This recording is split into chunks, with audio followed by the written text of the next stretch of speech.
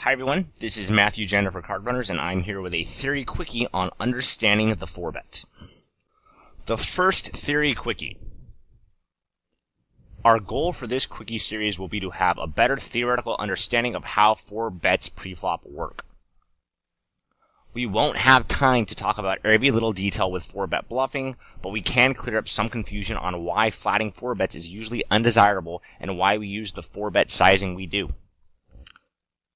This may or may not become a multiple part series. I'm new to this quickie theory thing. So I've never made a theory quickie before. I don't know exactly how long this is going to take. So this may be one video or two. I don't know yet as I'm beginning to record this one. So now we need to make sure we have a good understanding of the ranges we're about to be using. When someone raises first in preflop, they usually open with a non-polarized range. They simply raise with all their best hands in that position. In almost every other spot where a person raises, this is not the case. They will raise with a polarized range and check or call with their medium strength hands. So this is one of those things where when you hear someone talk about this, you think, this is super obvious, of course I know it. But really make sure that this kind of sinks in and you understand what's going on. When you raise first in preflop, let's say you have a 15% raise first in and under the gun, you're just raising the best 15% of your hands.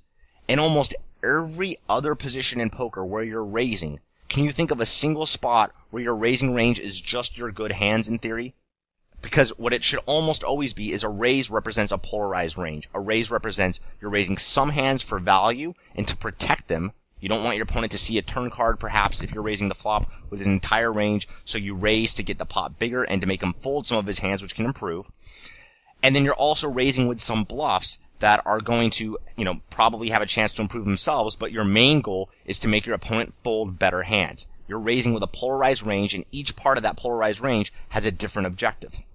Here, that's not the case when you raise. You're simply folding all of your bad hands because you probably don't have a limping range, and you're raising with all the good ones.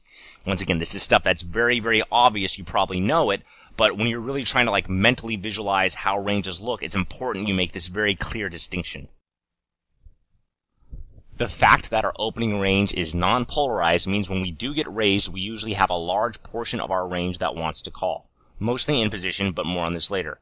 There are few hands in our range which are very happy to get all the money in preflop. Getting it all in with ace, king, and queens probably has nowhere near the equity a lot of people think, even at 6 max. So when the opponent 3-bets, his 3-betting range is polarized and it has two components. It has the value component and the bluffing component. There's nothing we can really do to combat that effectively. Our opponent is simply going to be able to polarize his range, and his polarized range is designed to put us in a very tough spot with a lot of our hands. So for example, if we open in the cutoff and our opponent 3-bets us from the blind, we probably have to call with hands like 10-jack suited or pocket nines or ace-jack off against a good player, even if we're not really happy about it. He's designed his polarized range to put us in a pretty tough spot with all the hands that beat most of his bluffs, but lose to all of his value hands.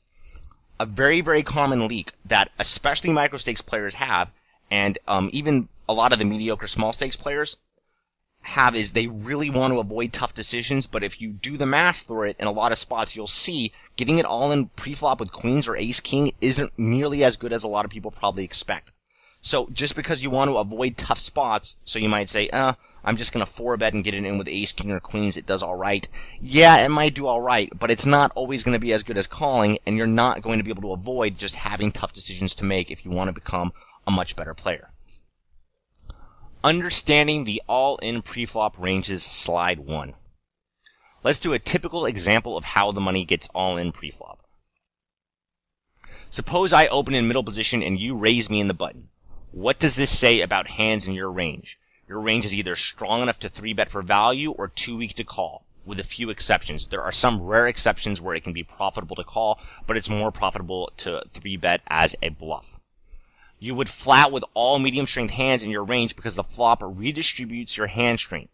You do not usually get punished for having only medium strength hands in your calling range since there are 3 random cards to come. So this is very, very significant. The fact that there are 3 random cards to come mean it's not a big deal if you never slow play a big hand preflop. It really doesn't matter. You can't really be exploited that much for it. There will still be good opportunities where you should flat with aces, even in theory preflop. But for the most part, since there's 3 random cards to come, if you call with a well-rounded range, you're going to have strong hands on pretty much every single type of flop. So even if you can't have pocket aces or pocket kings, you can still have sets. You can still have top pair, top kicker. You can still usually have nut flush draws and overcards. You can still usually have a very, very balanced range, even if you never slow play any big hands. This is not the case post-flop, where if you flat with only your medium strength hands and raise all your strong hands, especially on a board like King 9-4 Rainbow, it's very, very easy for your opponent to sort of recklessly bet the turn in the river because he knows, hey, the turn in the river can't really have improved him. Or it's very rare that the turn in the river improve you. So he can start betting large bet sizes very, very often since he knows you can't be strong. Even if he knows you can't be strong pre-flop, as soon as you flat, the fact that you get 3 random cards on the flop changes all that, and your opponent can't really punish you. Very, very significant.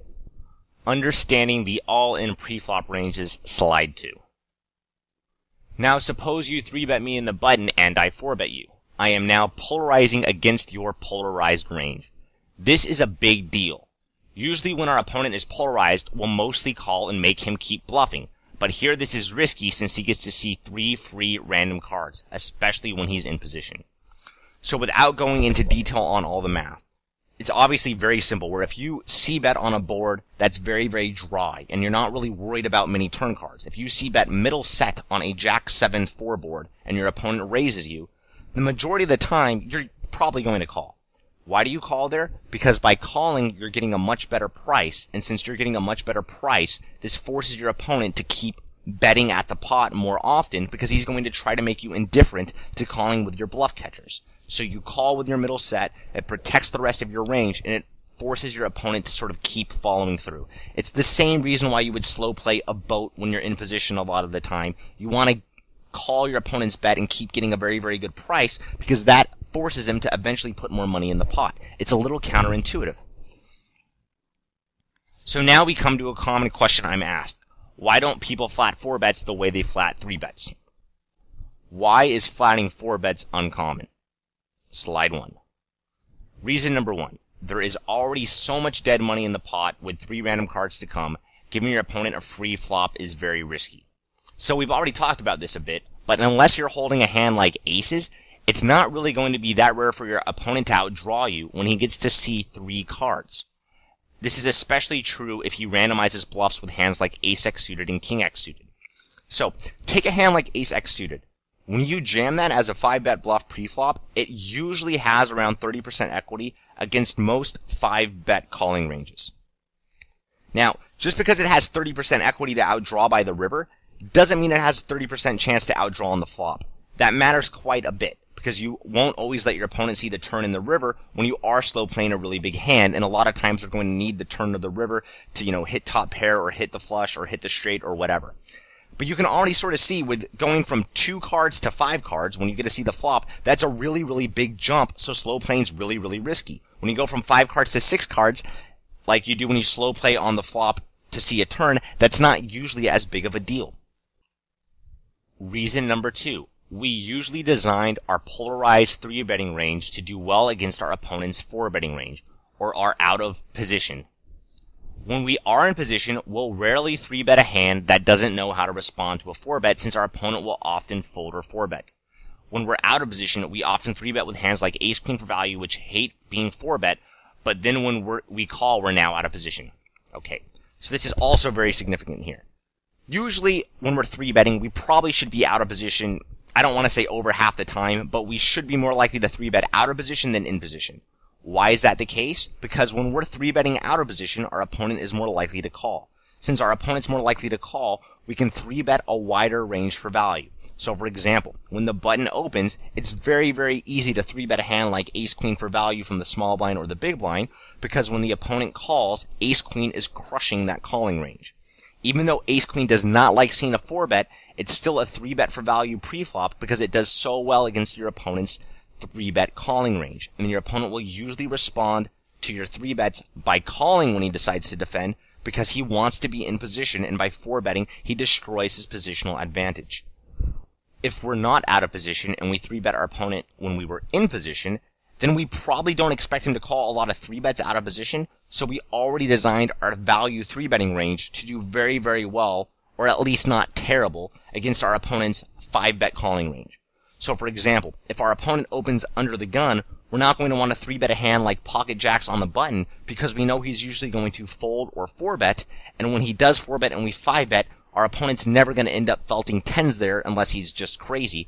So because of that, we wouldn't have 3-bet jacks to begin with, because we know our opponent's either going to usually fold or 4-bet, and we want to make sure we're 3-betting hands that we feel okay about 5-betting with. Why is flatting 4-bets uncommon? Slide 2. Reason number 3. Good 5-bet bluffs, ace-x suited in pocket pairs, have so much equity even against a very strong calling range, your opponent will have to call much more often than in other spots. A general rule of thumb.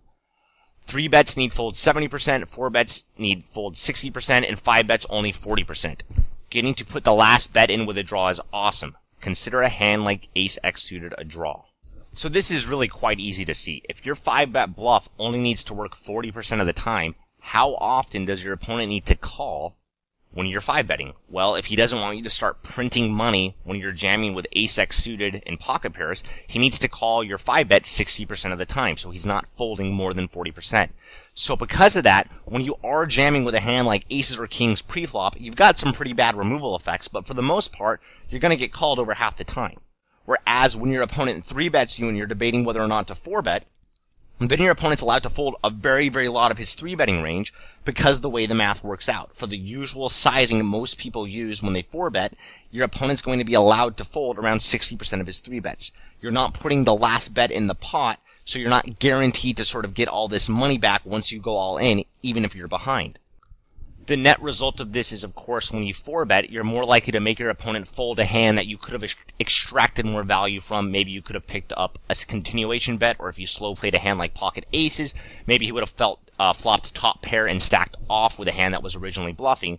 Whereas when you 5-bet, since your opponent's folding much less often, you're less likely to really lose value. Okay, so what does all this mean? It means there are a lot of very good reasons why flatting 4-bets usually isn't ideal. This, of course, means good players will adjust by 4-betting very small to make their opponents hate life, since 4-betting small requires the opponent to either have a calling range or start jamming wider, since 4-bet bluffs are cheaper and need to be successful less often. So even though all the stuff I've talked about so far, I pretty much knew backwards and forwards before I started making this video, it's still really interesting to see how when you put everything out and information right in front of you, stuff starts to become more clear even if it was stuff you already knew. So here we can see how there's all these things which make calling a 4-bet out of position especially kind of awkward. You don't really want to do it. So the way you would respond to that is by making your 4-bet sizing smaller and smaller and smaller and smaller until your opponent is finally forced to start calling out of position, which if he hates doing, that means it's good news for you, or he's just having to jam a very, very wide range out of position. So for example, if I open in the button and the small blind 3-bets me, let's say I open to 2.5 big blinds and he 3-bets to 9 big blinds. If I know he's always going to 5-bet or fold against a 4-bet to 22 big blinds, then maybe I want to lower it to 20. And if he's still 5-betting or folding against that, maybe I want to lower it to 18. I want to try to hit the smallest size possible before he at least starts developing a calling range, because then that makes him felt a wider range when he's 5-betting. Obviously, it's advantageous to me to get a really, really cheap bluff and to make my opponent felt a very, very wide range. That's much better than me making my bluff more expensive and him being able to felt a narrower range. We now can see a dominating strategy form. A player should 4-bet no more than the lowest possible amount he can get away with before his opponent develops a calling range. So now we're back to the original question, should we have a 4-bet flatting range? We can't prove what exactly should go in our 4-bet flatting range or what sizing 4-bets should be before we start flatting. We can prove our opponent should make his 4-bets very, very small to the point where we become indifferent to flatting with some range, but we can't prove exactly what that range is. So now that we've established that the 4-better wants to make his sizing as small as possible, until we at least start to develop a 4-bet calling range, we don't know exactly what the optimal sizing is once we get to that point. So for example, if the button opens for $5 and we 3-bet him to $18, if we are never going to flat a 4-bet out of position, if the 4-bet's bigger than $38, then we know our opponent would never 4-bet to bigger than $38. We haven't proven that $38 is the optimal sizing for the 4-bet. We just know it doesn't ever make sense to 4-bet to 45 or to 48 or to 52, since we're never going to flat a 4-bet out of position for a smaller sizing. So why risk more money with your bluff, since that lets us, in the small blind, fold a wider range, since our opponent's 4-bet bluff is more expensive. So we can't prove the optimal 4-bet sizing. We just can prove that it should be a size that forces us to develop a 4-bet calling range. I admittedly have spent very little time working on trying to develop a 4-bet flatting range, since there were almost no players who 4-bet small enough to really make me hate my life at No Limit 200 Rush. Shoutouts to Bamia and Conky Donk. If this happened more, my time would probably be justified in trying to find such a range. So if someone were to ask me right now, should I be flatting 4-bets, my answer would almost certainly be no.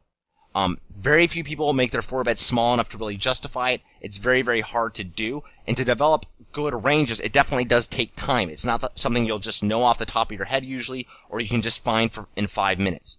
When I was playing a whole lot of 1-2 Rush, there were really only 2 players that I can remember off the top of my head that made me wish I knew a 4-bet flatting range. And I listed their name because there's absolutely no way you can exploit them for that. They're just really good players who I imagine thought I was good and thought that they could keep 4-betting smaller and smaller until they saw me flat 4-bets out of position, and it gave me very, very tough time. So, if you're playing, if you're playing 2-4 or lower, which is where I have pretty much almost all my experience, there's not really almost any opponents from what I've seen that are good enough to really make you have these ranges. So you probably don't need them. But just because we don't need to flat 4-bets out of position doesn't mean we shouldn't be taking this theory and applying it, because we should now know, okay, we don't want to flat 4-bets out of position for all those reasons, but now let's make our 4-bet sizing smaller and smaller and smaller and smaller and smaller until we now give our opponent an incentive to start flatting 4-bets out of position. So, just because, we're not going to want to flat 4-bets when our opponent keeps 4-betting to 25 big blinds, maybe we want to only 4-bet to 20 big blinds, so our opponent will now have to do that. So since this is a quickie, we now do need to wrap it up. This video really surprised me. I thought before I made it, I would just quickly show why flatting 4-bets out of position is a bad idea. Now I feel like the theory just showed that most people are 4-betting too big, and that 4-bet flatting ranges pretty much have to exist, even the out of position ones. This is not what I would have guessed. And the reason why I think I wouldn't have guessed this is the math would not apply directly to defending 3-bets and does not prove we should have a 3-bet calling range out of position. I think it's very, very easy to think the concepts we talked about here are going to directly apply to 3-bet pots too. They aren't. What we learned here won't necessarily hold true for 3-bet pots, and what's true for 3-bet pots won't necessarily hold true for 4-bet pots. Some of it might, but we can't just assume that, because certainly not all of it does. Maybe this will make good content for a future quickie video, but I can't really tell what I'm going to do in the future, so just that's something I'll keep in the back of my mind. I hope you enjoyed the video, and good luck at the tables. Bye, everyone. Want to see your hands in the quickie? Convert your hand history using the CR converter or post it in the forums. Send your link or questions to thequickie@cardrunners.com. Please include all relevant